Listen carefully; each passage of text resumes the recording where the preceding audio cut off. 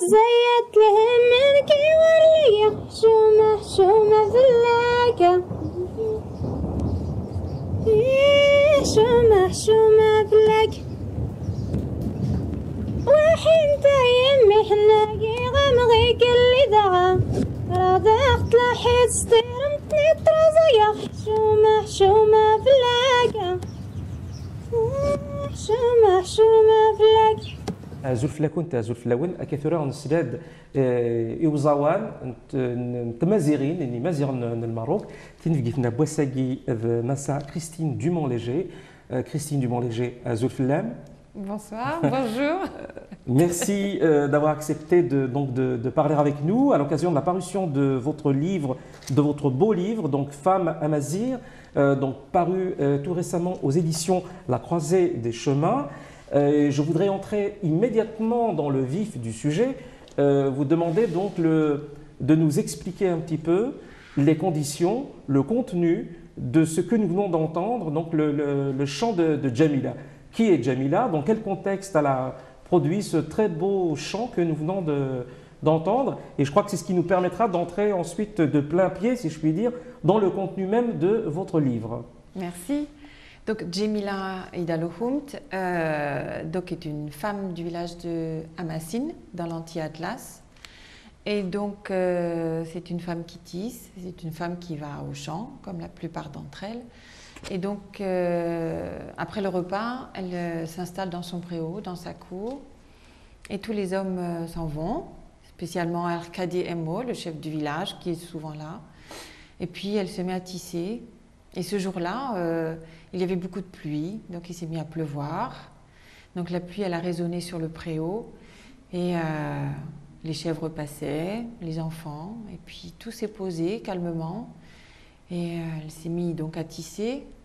Il y a tout le rythme de son peigne qui se scande par un rythme régulier. Et puis il y a tous ces fils qu'on entend aussi, qui sont réguliers, qui sont déjà organisés dans le temps. Une fois que son souffle est posé, alors elle se met à chanter. Et à ce moment-là, le chant résonne avec la pluie qui chante, résonne avec tous les sons de la cour, et on entend un chant global qui vibre vraiment avec tout le village. Vous pouvez nous parler un peu du contenu de ce chant? Oui, donc ce chant-là m'a été traduit. Donc c'est un chant qui est arrivé ce jour-là, pendant cet instant-là. D'accord. Elle était dans un moment de recueillement avec elle-même. J'ai eu la chance d'être à ses côtés et de partager le tissage avec elle. Et donc c'est un chant qui est adressé à l'homme. Et c'est un chant qui raconte toutes les peines que peuvent avoir les femmes quand elles sont en relation avec les hommes dans leur vie de tous les jours. Donc Djamila n'avait pas d'homme à cette époque-là. Et donc en fait elle se fait un peu le porte-parole. Elle chante avec son cœur. Et donc elle dit toutes les peines que peuvent lui faire les hommes ou l'homme ou les hommes avec les femmes en général. Donc c'est un chant de recueillement, c'est un chant où elle se dit. C'est un chant qui est donné au vent, mais qui est nommé et qui est dit. Donc c'est intéressant parce que donc elle ne raconte pas forcément évidemment sa vie personnelle. Il s'agit bien d'un travail de création et d'imagination, de création par l'imagination. Ça qui est très intéressant de la part d'une personne dont ce n'est pas tout à fait le métier de créer du chant, mais de créer autre chose, le tissage dont nous allons également parler évidemment. Oui, tout à fait. En fait, le chant est indissociable de son geste de travail. En fait, c'est parce qu'elle est à l'ouvrage qu'elle est dans un rythme qui est scandé et que le chant arrive. Alors, avant d'entrer peut-être dans les détails fort intéressants du livre et de ce que vous pouvez nous dire de votre parcours au Maroc, plus généralement, pourquoi vous avez choisi, si vous avez choisi, de travailler sur et avec les femmes marocaines? Parce que vous n'avez pas tout à fait choisi de travailler avec les berbères marocains, mais plutôt avec les femmes berbères du Maroc. Tout à fait. C'est cela, hein? Tout à fait. En fait, je suis au départ danseuse chorégraphe et donc j'avais besoin de retourner au geste premier. Et puis la vie m'a menée jusqu'à Fès, voilà, par le hasard de la vie, on va dire. Et en fait, j'ai proposé donc mon travail à différentes personnes qui m'ont donc guidée en me disant ce travail-là nous intéresse, alors je vais pouvoir t'introduire dans les villages. Comment se fait le lien d'une grande ville à des villages éloignés de l'activité industrielle ou l'activité du bruit, du rythme de vie urbain? Eh bien, en fait, directement j'ai été introduite par Monsieur Saïd Amskan, qui était à l'époque, qui est toujours, mais qui était député maire de Ouarzazate, puis d'une deuxième région, Tinrir, à l'époque. Et donc, Tinrir, c'est ça? Tinrir, oui, ça, si je prononce bien. Oui. Et donc, c'est Monsieur Saïd Amskan, qui donc est président de la fondation du Grand Ouarzazate, qui m'a donc commandité et recommandé auprès. Moi, j'avais fait une recherche, 6 mois de recherche à Paris sur les archives et sur des bandes sonores, parce que je cherchais les femmes de l'Atlas, je cherchais toutes ces femmes qui étaient derrière les montagnes. Et donc, avec tous mes repères et ma sensibilité d'artiste, j'avais repéré 2 villages. Donc, j'avais repéré Boutrar et puis Msgag. Et puis, Monsieur Saïd Amskan me dit, va à Amassine aussi. Va voir. Mais pourquoi, parce que je voudrais avoir une réponse plus précise, Oui. Pourquoi le choix des femmes berbères? Pourquoi pas le choix, par exemple, de femmes au Pérou, en Bretagne, en Corse? D'accord. En fait... Pourquoi les femmes berbères? Oui, en fait, tout simplement parce que c'est elles qui font partie de... Je ne suis pas berbère moi-même, mais elles font partie de... Comme si elles faisaient partie de mes cellules, sans que j'en comprenne pourquoi. Mais pourquoi ces archives aussi? Pourquoi vous êtes d'abord allé consulter des archives autour des berbères marocains?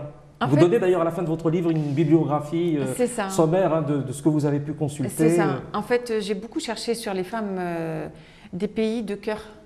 Des pays de cœur qui me touchaient beaucoup. Donc j'avais aussi l'Inde, j'étais très attirée par l'Inde.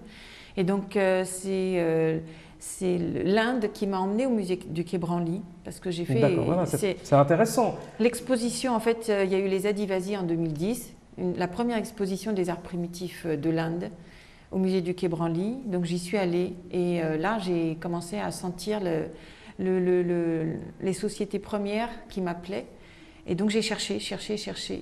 Et une documentaliste m'a remis entre les mains, en fait, un jour, un livre sur les femmes berbères. Et là, à l'intérieur de moi, j'ai eu un choc physique qui m'a dit, il faut que tu ailles là-bas, derrière les montagnes. Donc j'ai continué de chercher. J'ai cherché des champs de travail que je n'ai pas trouvés. J'ai trouvé la documentation qui était très sommaire, très précaire, où j'avais le sentiment que les tribunes avaient disparu. Et je me suis dit, c'est pas possible, il faut que j'aille voir. Alors, est-ce que vous vous souvenez du titre du livre hein, qui vous a inspiré cette passion pour le monde berbère et en particulier pour les femmes berbères? Oui, il s'agit du livre Libre femmes du Haut Atlas de Michel Cariel, donc aux éditions L'Harmattan. Et donc c'est un livre qui a vraiment détaillé très précisément tout leur cycle de travaux quotidiens, aussi bien extérieurs qu'intérieurs. Donc elle a vraiment fait un travail d'anthropologue et d'ethnologue. Donc c'est ça que j'ai eu envie d'aller voir, comment à l'époque d'aujourd'hui, à l'époque contemporaine, où en étaient tous ces peuples et toutes ces femmes. Mais alors justement, il y a quelque chose d'intéressant dans votre livre par rapport à votre bibliographie. Alors en regardant, donc en lisant les deux, parce que moi j'aime beaucoup toujours lire la bibliographie des gens que je lis, des ouvrages que je lis. Dès qu'il y a une bibliographie, ça m'intéresse parce que c'est révélateur aussi sur ce que pense, la façon dont travaille l'auteur. Et là, j'ai trouvé presque comme un contraste en fait entre la bibliographie, donc c'est pour cela que c'est très intéressant, et votre travail. Donc la bibliographie est une bibliographie académique, donc des ouvrages d'anthropologie, de sociologie, etc., sur le monde des Berbères principalement. À l'inverse, votre travail dans ce livre est plutôt un travail littéraire, lyrique. Pouvez-vous m'expliquer donc ce cheminement qui va d'études académiques à une transposition sensible, poétique, littéraire? Effectivement, je n'ai pas voulu aller là-bas sans rien connaître de cette culture. Donc il fallait que je sache qu'est-ce qui s'y était passé avant et savoir si c'était toujours d'actualité. Et parce que j'ai un regard d'artiste et une sensibilité d'artiste, mais cependant, il a fallu que j'aille savoir de quoi il s'agissait et qui avait déjà été foulé cette terre et qu'est-ce qu'on pouvait en dire avant et comment c'était nommé. Donc vous aviez besoin d'un point de vue rationnel sur ces sociétés. Pourquoi pas, ou une connaissance plutôt, une connaissance retranscrite Ouais. de toutes les façons subjectives, certes, de sorte que je puisse arriver, pas les mains vides, avec tout ce que je... C'est-à-dire ne pas arriver avec votre seul imaginaire, mais avec des connaissances réelles sur ces sociétés. C'est ça, et de sorte que ça m'a peut-être donné une sorte de légitimité d'arriver près d'eux. D'accord. C'est vrai parce que tout à l'heure, en préparant l'émission avec vous, je me suis permis de vous faire une remarque qui pourrait être perçue comme une remarque négative ou critique, une remarque critique. C'est que donc je vous demandais si vous ne pensiez pas que par le ton lyrique que vous utilisez, dans lequel vous exaltez le travail de l'ouvrage de ces femmes et ces femmes elles-mêmes, s'il n'y avait pas une forme de déréalisation aussi de ces femmes. C'est à ce que vous n'avez pas été vous-même un peu dévoré par votre imagination. Alors j'aime beaucoup la question parce que c'est exactement le point incisif de tout ce travail-là. Je suis artiste avant tout et donc j'y suis allée avec mon impression sensible. Je ne connais ni ne comprends ni n'écris ni la langue arabe ni la langue tamazight. Donc c'est très important, j'y suis allée avec tous mes sens. Et donc mon regard, il a été, ma perception, elle a été celle de ma sensibilité viscérale à l'intérieur de moi. Et tout ce qui s'est communiqué, si je peux me permettre, d'âme à âme et de cœur à cœur avec ces femmes. Bien évidemment, le travail est rude. Bien évidemment, la parole est complexe. Bien évidemment, la place de la femme est bien particulière. Mais ça, ce n'est pas mon travail. Parce que ce travail-là, c'est un travail de sociologue, c'est un travail de politicien que je ne défends pas, que je ne prétends pas être et que je ne suis pas. J'y suis allée, comme vous l'avez dit, comme une poétesse des femmes, mais surtout pour honorer l'endroit où elles se trouvent quand elles créent. Parce que ça, je l'ai trouvé nulle part dans les livres. Et c'est de ça dont je voudrais vous parler. Et lorsque vous y êtes allé, vous pensiez trouver l'incarnation d'une idée ou vous pensiez trouver des êtres réels? En fait, j'y suis allée parce que j'étais perdue moi-même, avec qui j'étais. Oui, c'est très intéressant, oui. Voilà. Donc j'avais perdu le sens de ma création en tant que chorégraphe. J'avais perdu le sens du geste dans mon travail. Il a fallu que j'aille aux sources des gestes premiers. Et la vie m'a menée jusqu'à ces femmes. Et le geste premier, en tant que chorégraphe, je l'ai retrouvé, il m'a été insufflé, parce que malgré la rudesse du travail, ce sont des femmes qui sont musicales au quotidien, ce sont des femmes qui dansent au quotidien, même s'il n'y a pas de conscience nommée, même s'il n'y a pas de conscience dans ce qu'elles vivent, elles le vivent et c'est pour ça qu'elles peuvent survivre, à mon avis, parce qu'elles sont reliées avec leur création au plus intime d'elles-mêmes. Et quelle est leur création? Parce que vous accordez beaucoup d'importance à deux choses. Par rapport à ce que j'ai compris, hein, le tissage et le chant. Est-ce que c'est cela leur création ou est-ce que c'est plus largement leur vie quotidienne? Alors en fait, j'ai observé par imprégnation de leur vie, donc je me suis, après toutes les autorisations d'hommes que j'ai eues, hein, du député, des maires du village, chef de village plutôt, après les pères, après les frères, les oncles, tout le monde m'a autorisé. Les portes des femmes se sont ouvertes et on m'a dit tu peux aller là où tu veux. Voilà, donc je me suis glissée toute petite et j'ai juste observé et j'ai vécu avec elles. Donc j'ai fauché les champs quand il fallait faucher les champs. J'ai tissé, j'ai appris à tisser à côté d'elles. Combien de temps vous êtes restée? Alors je suis restée… en même temps, hein, c'est sur l'intervalle de temps le des plus très long. courtes séquences, mais suffisamment intenses et vraies pour rencontrer ce qu'elles ont de plus intime à l'intérieur d'elles-mêmes, de ce que j'ai rencontré. Le maximum de temps, c'était 3 combien? semaines. Des séquences de 3 semaines pendant les périodes d'été.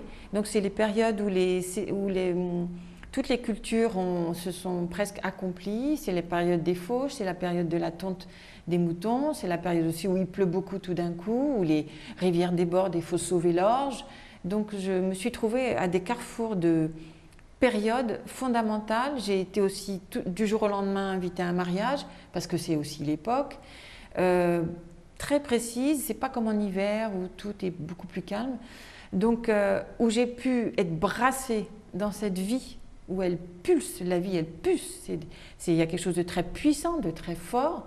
Elles sont en permanence en activité, mais il me semble qu'elles rencontrent quelque chose de très précieux à l'intérieur d'elles quand elles sont dans ces actions-là.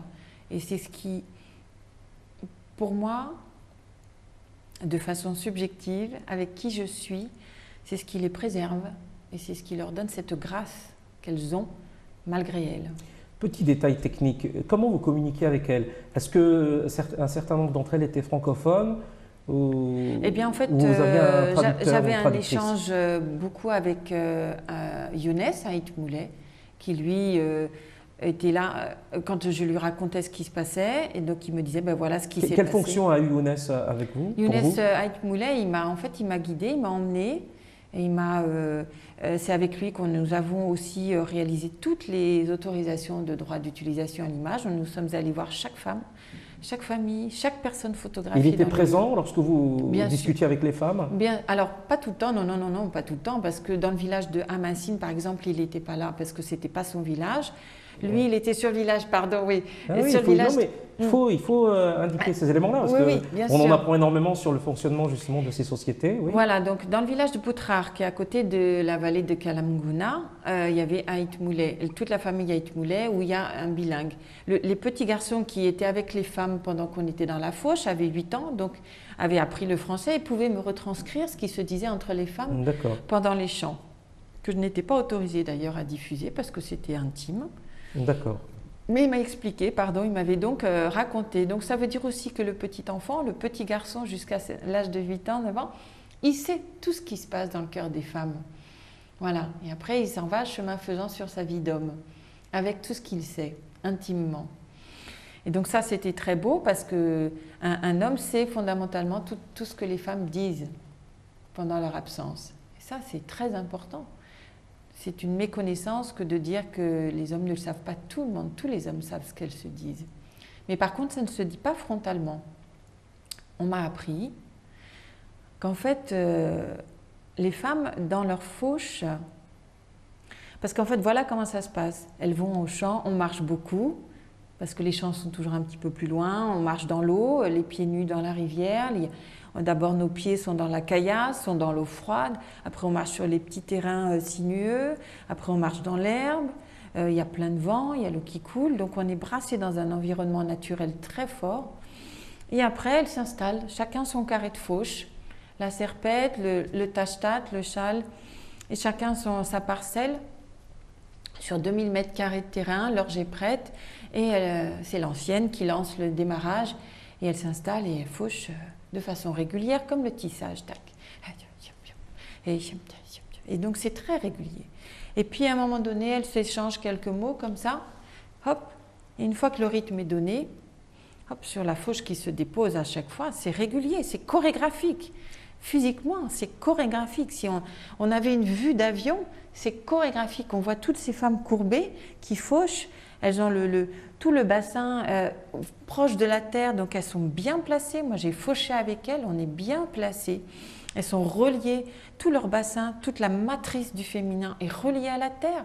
Elles sont proches de la terre, elles fauchent. Oui, c'est rude, mais il y a quelque chose de premier qui est essentiel, que les sociétés de la ville ont perdu, et je trouve que ces femmes-là, parce qu'elles sont reliées avec la nature, elles sont encore bien vivantes. Alors, est-ce que ces femmes, ou quelques femmes avec qui vous avez pu discuter, est-ce qu'elles sont conscientes donc de ce lien que vous supposez avec la Terre, ou est-ce que là c'est une projection que vous faites vous, sur elle? C'est une lecture de ce que j'en fais, de par Vous en avez parlé, vous en avez parlé de... En fait, c'est une lecture de par mon parcours chorégraphique et Oui. de danseuse, et que Mhm. je sais comment le corps il s'organise à la terre, et comment quand on est proche de la terre, toute la vie elle est 2 fois plus puissante, et comment ce que je veux défendre par rapport à ces femmes en milieu rural, c'est que parce qu'elles sont reliées avec la nature, elles sont reliées avec leur essence, et elles ne se sont pas perdues. C'est la nature qui les ressource. Et que ces mêmes femmes-là, berbères, quand on les sort de la campagne et qu'on les met aux abords des villes, ces femmes-là sont violentes et ces femmes-là souffrent. Parce qu'elles sont complètement sorties et exilées de leurs racines. Que pensent-elles de leur environnement? Est-ce que, pardonnez-moi, avant que vous répondiez à cela, est-ce qu'il y a les facilités électricité, eau courante, etc. Ou est-ce que les endroits où vous êtes allés étaient des endroits en fait difficiles en termes d'accès, en termes de, on va dire, de facilité technique? Alors les 3 villages où je suis allée, il y a l'électricité, puisqu'il y a des petites télés partout et on a l'électricité. Elles ont accès aussi à la communication, on va dire facile, parce que Bahalma, pendant sa fauche, à un moment donné, elle s'est arrêtée parce qu'il y a son téléphone portable qui sonnait. Même si c'est un cliché, c'est quand même une réalité. C'est-à-dire qu'elle part de gestes premiers et elle est passée à l'extrême contemporain. Voilà, sans avoir de lien. Mais peu importe, ça c'est pas ça qui est important. Ils ont l'eau, l'électricité, même dans le petit village de Amassine, qui vivent. Amassine, c'est dans l'Anti-Atlas. Ils vivent en quasi-autarcie. Parce que c'est le seul village qui a réussi à conserver toute la culture du troupeau. Donc ils vivent du troupeau. Donc il y a des remerciements, des chants de remerciements à ce troupeau qui leur donne tout. Et il y a des rites anciens qui sont reproduits Alors je n'ai pas assisté aux rites ni aux cérémonies parce que ce n'était pas l'objet de ma recherche. Même si ça avait pu avoir lieu, il n'y en a pas eu lieu pendant mon temps de passage. Cependant, j'ai été invitée Il y a eu la tonte du troupeau qui a été réalisée et donc pendant ma présence à Amassine. Et donc j'ai été invitée à aller les rejoindre. Et donc à Amassine, allez-y, poursuivez. Je montre l'une des photos consacrées à la tonte. Amassine, c'est le village où il y a eu la tonte donc, des troupeaux et donc les chants des hommes résonnent dans toute la montagne parce que les hommes chantent et remercie Allah de l'abondance de la laine, de l'abondance de la bonne chair de la viande, de l'abondance du troupeau. Mais dans cette tonte-là, jamais aucune femme n'était déjà allée. Alors, je signale entre parenthèses que le livre, c'est l'occasion de le dire, est accompagné donc d'un disque compact dont nous avons entendu donc un extrait en ouverture de notre émission. Nous entendons une deuxième fois tout à l'heure un second extrait. Et donc, il y a vraiment des extraits, des chants qui sont très très beaux. Uniques. Voilà, c'est vous qui avez fait les prises. C'est ça. Et c'est surtout que, oui, les prises sont uniques, ça c'est sûr, mais parce que ce sont des chants improvisés en fait. Oui. Ce ne sont pas des chants qui sont écrits. En fait, il y a un code dans la façon de procéder au chant, c'est-à-dire je reviens à l'orge, à la fauche de l'orge. Une fois que l'ancienne s'est installée dans sa pratique de fauche, voilà, Bahalma et sa fauche, en fait, elle interpelle une des femmes, une à une, pour savoir ce qui s'est passé. C'est comme la gazette du jour, ce qui s'est passé dans sa vie hier soir. Et donc, la femme raconte, et toutes les autres femmes reprennent en chœur ce que la femme raconte. Après, elle interpelle la deuxième femme, et ainsi de suite. Elles prennent des nouvelles, et toutes sont informées de tout ce qui s'est passé dans les familles la veille ou 2 jours avant la fauche. Et Bahalma ponctue. Alors, je reviens à la question de tout à l'heure, je ne l'ai pas oublié. Que pense-t-elle de cet environnement? Donc, vous avez dit qu'elles étaient mal à l'aise lorsqu'elles se retrouvaient aux abords des villes, mais que pense-t-elle de cet environnement montagneux, rocailleux, parfois difficile? Est-ce qu'elles y voient aussi une beauté, un lien possible avec le cosmos ou pas? Est-ce qu'elles le voient, j'entends consciemment, sciemment, oui, hein? Bien sûr. Alors, c'est mon observation qui a identifié le fait qu'en ville, ces mêmes femmes-là, toute la population qui a quitté les montagnes pour aller vivre en ville, c'est ma constatation qui est de dire qu'elles sont beaucoup plus... j'ai observé qu'elles étaient plus dans la souffrance et la violence. C'est une observation subjective. Je n'ai pas fait d'études sur ce sujet, mais c'est une observation subjective. Et de savoir si elles sont conscientes ou pas, en tous les cas, elles savent, c'est difficile, c'est rude. Sophia, qui est du village de Boutarar, aimerait bien une machine à pain pour faire le pain. Elle aimerait bien aussi un aspirateur parce que c'est très dur de faire le ménage pour toute la famille, pour tous les garçons, pour tout le monde. C'est très difficile. Malika, elle aimerait bien peut-être aussi retourner à la ville. Qui est Malika? Parce que tout à l'heure, vous me disiez que vous voudriez raconter un peu l'histoire de Malika, que c'est un personnage assez intéressant et important pour vous. Très important, Malika. Malika, l'été où je l'ai rencontrée, elle m'a fait voir toutes ses robes de mariage parce qu'elle allait se marier au mois de juillet.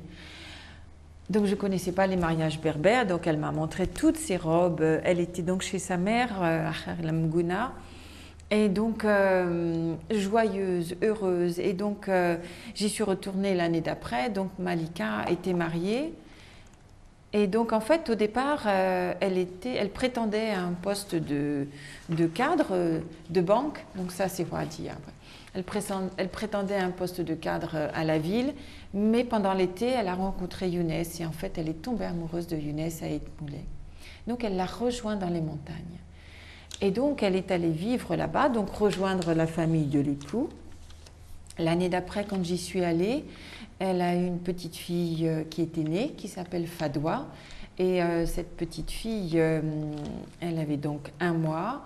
Et donc l'année d'après, quand j'y suis retournée, Malika, qui est trilingue, donc... elle parle amazigh, français et arabe, c'est ça? Arabe. Donc elle m'a beaucoup aidée à comprendre aussi plein de choses. Et donc elle m'a dit, j'ai créé une association, Azagoum. Azagoum, oui. Azagoum. Oui. Et elle m'a dit, ça veut dire ramène l'eau petit à petit à la source. Elle m'a dit, j'ai créé une association pour moi apprendre à lire et à écrire. Azagoum, Agoum, ça fait le fait de puiser l'eau, en fait, c'est ça. Azagoum, d'accord. Azagoum. Oui. Et donc, elle, ce qu'elle veut avec cette association-là, puisqu'elle vient de la ville et elle est allée vivre dans les montagnes, elle veut apporter l'écriture et la lecture aux femmes. Et elle veut apporter les soins médicaux aux femmes de Boutrar. Voilà, et donc je trouvais que c'était une belle histoire, parce qu'elle vient des villes, par amour pour Younes. Elle est arrivée à la montagne, et elle apporte tout ce qui est bon pour la femme aussi, dans les montagnes. Alors, il y a une chose qui est très intéressante. Nous arrivons pratiquement au terme de la première partie de notre émission. Et une chose qui est très intéressante dans votre parcours, c'est que en fait, vous exprimez cette passion pour les femmes fimazirines, pour les femmes berbères, de plusieurs façons. Vous avez fait ce livre, vous avez collecté donc quelques chants, mais vous-même, vous avez fait un diaporama, vous faites un spectacle autour de ces femmes. Et vous-même, donc, une fois que vous avez observé leurs gestes, vous cherchez aujourd'hui aussi à reproduire leur voix, leurs gestes dans votre spectacle. Et donc là, vous allez nous interpréter quelque chose. Alors, est-ce que vous-même, c'est une improvisation, c'est une création ou c'est une reproduction de ce que vous avez saisi à travers l'expérience musicale et artistique de ces femmes? Alors en fait, je me suis imprégnée de leur son, ne comprenant pas la langue. Donc c'est tous mes sens qui se sont mis en ouverture. Donc je suis très proche de la musique. Donc je me suis imprégnée de leur son, je me suis imprégnée des bruits de la vie quotidienne, je me suis imprégnée de l'immensité, je me suis imprégnée des pieds quand je marchais dans la rivière froide, dans la caillasse. Je me suis imprégnée du tachtat de 30 kilos que j'ai aussi porté en revenant de la fauche des herbes à bêtes. Je me suis imprégnée de l'immensité de l'Atlas. Et là, c'est par l'intermédiaire des sons que je retranscris toute la mélodie de ce que j'ai reçu de ces femmes. Alors, point de verbiage, de la musique avant toute chose, comme disait Paul Verlaine.